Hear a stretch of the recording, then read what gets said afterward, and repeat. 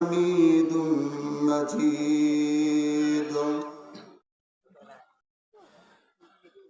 আজ থেকে বহু বছর আগে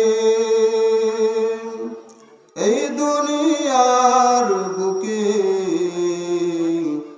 ইসলাম নামটি ছিল না কোথাও, ছিল না মানুষের মুখে।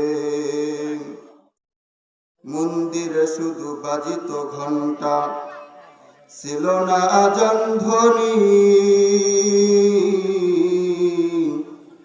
এমন ধরায় এসেছিলে তুমি নিয়ে সত্যবাণী।